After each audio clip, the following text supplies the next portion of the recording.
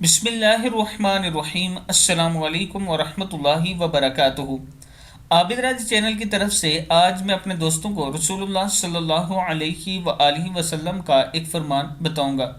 رسول اللہ صلی اللہ علیہ وآلہ وسلم نے فرمایا، کیا میں تمہیں جہنمی لوگوں کے بارے میں نہ بتاؤں؟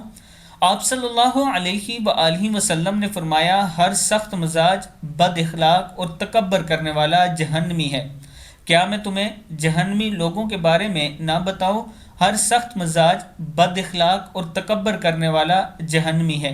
یعنی جس کا مزاج سخت ہو، بات بات پہ غصہ کرتا ہو، بات بات پہ دوسروں کو ڈانٹتا ہو، بد اخلاق جو برے اخلاق سے لوگوں کے ساتھ پیش آتا ہو، اور تکبر کرنے والا جہنمی ہے۔